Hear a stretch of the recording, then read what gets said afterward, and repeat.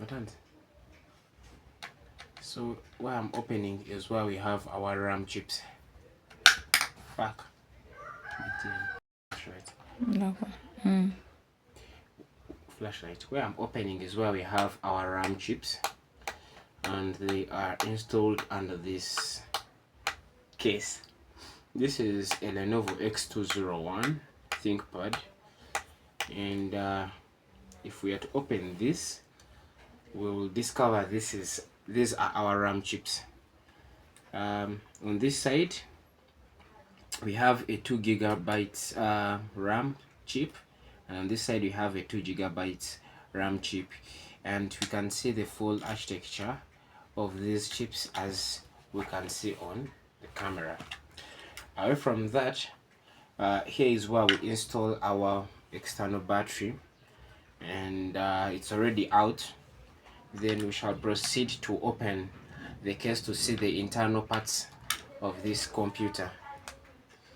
We shall remove these screws on the 4 edges so that we can reveal internal components like our HDD hard drive and others.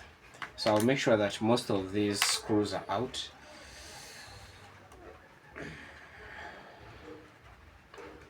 Pause. Okay, having removed all screws, we come back to the front and then we remove this, but not so much to remove this chip that transfers commands from this keyboard right to the motherboard. So we can maybe just unhook it from either here or here. There must be a point at which we can get to unhinge it, but if we can't, to avoid any damages, so this transfers our commands from the keyboard straight to our motherboard for interpretation because it's a peripheral. And here is our motherboard. The motherboard handles the central processing unit that handles each and everything that governs our entire computer. We have a fan. Its primary work is to ensure that it cools down our processor to avoid overheating.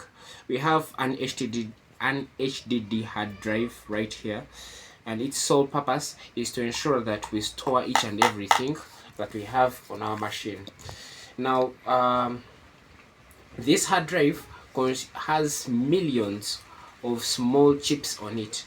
These chips, their primary purpose is to work on the 0 and 1s commands that are passed on from this computer to communicate with each other. Many of these chips have different purposes and have been designed by a professional architect to handle how much power each consumes every minute or every second. If this is infested with any water, it can affect the total purpose of the entire computer, and this is the entire brain of the computer. When a machine is turned on,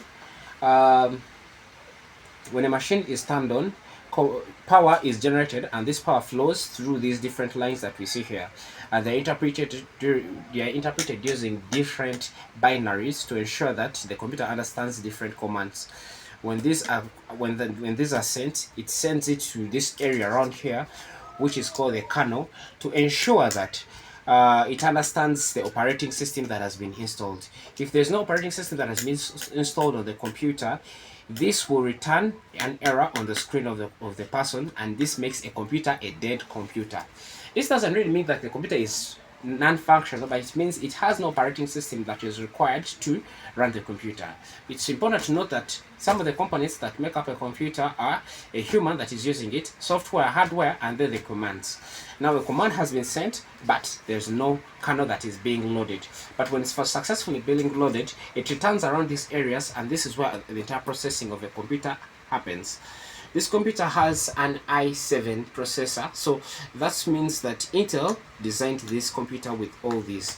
What have I done to ensure that I keep safety well uninstalling this? One is to ensure that I had to make a small deep research about what I'm about to say and what I'm about to open to avoid damaging any internal parts of this computer in the process of opening it.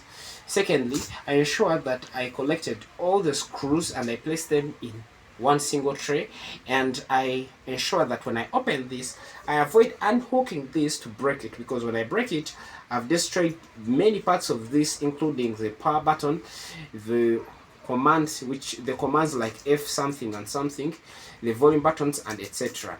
In fact, destroying this would likely destroy these buttons of our touchpad mouse. That said, we shall reinstall back our computer and ensure that it functions again like it was doing before. Thank you very much for listening to me.